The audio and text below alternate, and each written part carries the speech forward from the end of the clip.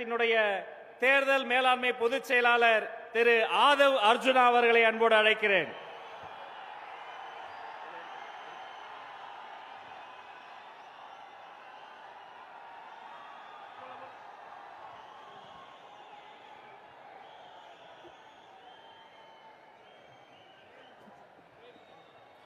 தெய்வத்தால் ஆகாது எனினும் முயற்சி தன் மெய்வருத்த கூலி தரும். தம்பி தலைமை ஏற்கவா, தம்பி தலைமை ஏற்கவா அப்படின்னு அண்ணா கூறினார்.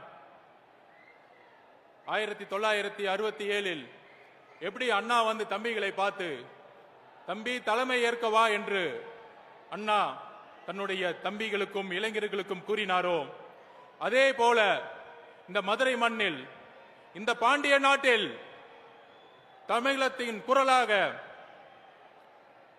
1967, 1977, 2026 உங்கள் விஜயாக முதலமைச்சராக உறுதியெடுக்கக்கூடிய எங்களுடைய தலைவர் அவர்களே, பொதுச் செயலாளர் அவர்களே, என்னுடைய வணக்கத்தை கூறி, அதாவது நேற்றிலிருந்து ஒரு அரசியல் கருத்துரை தமிழகத்தில் எல்லா மீடியாலையும் உருவானது, மக்கள் மனதில் உருவானது. கொள்கை தலைவரா 5 தலைவர்களை உறுதிப்படுத்தி கட்சியை வழிநடத்தக்கூடிய இந்த நேரத்தில் எதற்கு மாநாடுடைய முகப்புரையில அறிஞர் அண்ணாவையும் புரட்சி தலைவர் எம்ஜிஆர் அவர்களையும் ஏன் மாநாடுடைய முகப்புரையில தலைவர் விஜய் அவர்கள் கொண்டு வந்தாருங்கிற ஒரு பெரிய விவாதம் உருவானது. அந்த விவாதத்தின் பதிலை நாங்கள் கூறுகிறோம். 1967 அண்ணா உருவாக்கிய சமூக நீதிக்கான அரசு எல்லோருக்கும் சமமான அரசு. திராவிடம் என்றால் எல்லோருக்கும் சமமான, எல்லா சாதியும் எல்லா மதமும் தமிழ்நாட்டில் சமத்துவத்தை நோக்கிய ஒரு அரசியலையும், இளைஞர்களுக்கான அரசியலையும், ஊழலற்ற ஒரு அரசியலையும், சிறுபான்மைகளுக்கான ஒரு அரசியலையும், எல்லா மதங்களுக்கும் எல்லா சாதிகளுக்கும் ஒரு அரசியலை உருவாக்கினார். அதுதான் திராவிடம். அந்த திராவிடத்தை வழிவந்து கலைஞர் கருணாநிதி அவர்களும் புரட்சி தலைவர் எம்ஜிஆர் அவர்களும் 1971 தேர்தலை எதிர்கொண்டார்கள். எம்ஜிஆர் அவர்கள் கலைஞர் கருணாநிதியுடன் தேர்தல் அரசியலை தன்னுடைய முழு தியாகத்தையும் உருவாக்கி மிகப்பெரிய வெற்றியை அடைந்தார்கள். ஆனால் 1971 மிகப்பெரிய வெற்றி பெற்ற பிறகு அண்ணா உருவாக்கிய கொள்கையிலிருந்து, சமூக நீதியிலிருந்து, ஊழலற்ற ஆட்சியிலிருந்து தன்னுடைய குடும்பத்திற்கான கட்சியாக கலைஞர் கருணாநிதி அவர்கள் மாற்றிய பொழுது அன்றைக்கு குரல் கொடுத்தார். 1972 புரட்சி தலைவர் எம்ஜிஆர் அவர்கள் கட்சியை உருவாக்கினார். அந்த கட்சியை உருவாக்கி 1977 மிகப்பெரிய அரசியல் வெற்றியை பெற்றார். ஆக அண்ணா அவர்களுடைய குறிக்கோளை கலைஞர் கருணாநிதி அவர்கள் தன்னுடைய குடும்பத்திற்காகவும் தன்னுடைய ஊழலுக்காகவும் திமுக கட்சியை மாற்றிய பொழுது புரட்சி தலைவர் உருவானார். இன்றைய காலகட்டம் என்ன? இன்றைக்கு தமிழகத்தை ஆண்டு கொண்டிருக்கின்ற திரு மு க ஸ்டாலின், முதலமைச்சர் திரு மு க ஸ்டாலின் அவர்கள் தன்னுடைய தந்தையிலிருந்து ஒரு பாடத்தை கத்துக்கிட்டாரு. என்ன பாடம்? திரு கலைஞர் கருணாநிதி அவர்கள் தன்னை சுத்தி இருக்கிற 10 குடும்பத்துக்கும் சேர்த்து ஒரு மிகப்பெரிய ஊழல் சாம்ராஜ்யம் உருவாக்கினார். ஆனா இன்னைக்கு மாண்புமிகு முதலமைச்சர் அவர்கள் அந்த 10 குடும்பத்தை ஒழிச்சு தன்னுடைய 2 குடும்பம், தன்னுடைய மருமகன், தன்னுடைய மகன் என்கின்ற ஒரு குடும்பமாக ஊழலை உருவாக்கி இன்னைக்கு ஒரு அரசியலை உருவாக்கி சமூக நீதியை மறந்து, அதாவது தமிழகத்தில் முதல் முதல்ல ஒரு அமெண்ட்மெண்ட் கொண்டு வந்தாங்க சோசியல் ஜஸ்டிஸ்க்காக. ஆனா இன்னைக்கு சாதிவாதி கணக்கெடுப்பு நடத்த மாட்டாரு. ஏன்னா அதுதான் பிஜேபியோடைய ஒரு உறவு.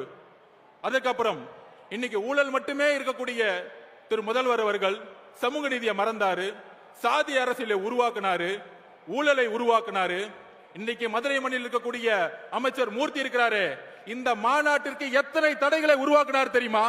அத்தனை தடைகளும் உடைச்சு இங்க நின்னுக்கிற கூட்டம் தான் நம்மளுடைய தமிழக வெற்றி கழகத்துடைய கூட்டம். இந்த மதுரை மண்ணிலிருந்து சொல்லின, இந்த மதுரை மண்ணுடைய பிடி பழனிவேல் தியாகராஜன் சொன்னார், இந்த ஆட்சிக்கு வந்தவன மருமகனும் மகனும் மிகப்பெரிய ஊழலை செஞ்சுட்டாங்கப்பா. அப்படி சொன்ன உண்மைக்காக இன்னைக்கு அமைச்சரவையிலிருந்து ஓரம் கட்டப்பட்டாரு. ஆனா இன்னைக்கு யாரு இருக்கா? இந்த மதுரை மண்ணிலிருந்து மூர்த்தி இருக்கிறார். மூர்த்தி என்ன சமூக நீதி காவலரா? ஏன் ஒட்டுமொத்த ஊழலையும் குடும்பத்துக்கு கொடுக்கக்கூடிய ஒரு அமைச்சர்களை தான் உருவாக்கி இருக்கிறாங்க. அப்படி ஒரு அரசியலை இருக்கக்கூடிய நேரத்தில் திரு அண்ணா அவர்களுடைய குறிக்கோளை நிறைவேற்றாத மாண்புமிகு முதலமைச்சர் மு.க. ஸ்டாலின் அவர்கள் அவருடைய திமுக என்றைக்கோ திமுகவுடைய அண்ணா அவர்களுடைய குறிக்கோள் இருந்து விலகிட்டார். அப்ப விலகும் பொழுது யார் அண்ணாவுடைய கொள்கைகளை இன்றைக்கு கடைபிடிக்க முடியும், நிர்வாகத்தில் கொண்டு வர முடியும்? ஒரே தலைவர், எங்களுடைய தலைவர் அவர்கள் தான். எல்லாரும் சொல்லலாம், திமுகக்கும் தமிழக வெற்றி கழகத்திற்கும் கொள்கை ஒன்றுதான். அறிஞர் அண்ணாவும் புரட்சி தலைவர் எம்ஜிஆர் அவர்களும் ஏழ்மையும் சமத்துவத்தையும், ஏழ்மையை ஒழிக்கணும், சமத்துவத்தை உருவாக்கணும் தான் கட்சி ஆரம்பிச்சாங்க. அதுக்கப்புறம் இன்னைக்கு அதிமுக எந்த நிலைமையில இருக்கு? அண்ணா அவர்களுடைய குறிக்கோள் இருந்து திரு மு.க. ஸ்டாலின் அவர்கள் விலகிட்டாரு. ஆனா புரட்சி தலைவர் எம்ஜிஆர் அவர்கள் உருவாக்கிய கொள்கை, அதை வழிநடத்திய அம்மா ஜெயலலிதா அவர்களுடைய கொள்கையிலிருந்து தடமாறி இன்னைக்கு பிஜேபியோட உறவு வச்சுக்கிட்டு தமிழகத்துல பிஜேபியை இன்னைக்கு பின்புற வாசல் வழியாக அதிகாரத்தை அடைகிறதுக்கு அதிமுகவுடைய இன்றைய தலைமை எல்லா முயற்சிகளும் செஞ்சிட்டு இருக்கு. அப்படி இருக்கும் பொழுது நாங்கள் உறுதியாக கூறுகிறோம், அறிஞர் அண்ணாவுடைய கொள்கைகளையும் புரட்சி தலைவர் எம்ஜிஆர் அவர்களுடைய கொள்கைகளையும் உள்வாங்கி அதை அரசியல் வெற்றியாக மாற்றி 2026 மிகப்பெரிய இளைஞர் புரட்சியை உருவாக்கி தலைவர் விஜய் அவர்கள் முதல்வராக உருவாகி அந்த கொள்கையை நிறைவேற்றக்கூடிய வலிமை எங்களுடைய தலைவர்களுக்கும் தமிழக வெற்றி கழகத்திற்கு மட்டும்தான் இருக்கிறது. இதற்கு தான் எங்களுடைய பதில்.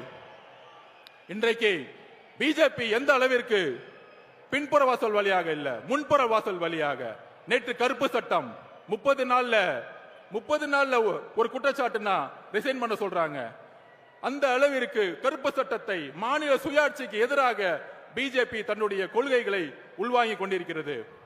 அண்ணா 1967 அண்ணா அவர்கள் கூறியது போல, தலைவர் அவர்களே தம்பிங்களை அலையுங்கள், தம்பி தலைமை ஏற்கவா, மன்னராட்சியை ஒழிக்க தம்பி தலைமை ஏற்கவா, மதுரை மண்ணிலிருந்து புறப்படுவோம், மதுரையை எப்படி பாண்டிய மன்னர்கள் மக்களுக்கான ஒரு அரசை உருவாக்கினாரோ அப்படி ஒரு அண்ணா அவர்களை கூறியதை போல ஏழைகளுக்கான அரசாக, ஒரு நேர்மையான அரசாக உருவாக்க எங்கள் தலைவரை நாங்கள் அழைக்கிறோம். தம்பி வா, தலைமை ஏற்கவா. நன்றி, வணக்கம்.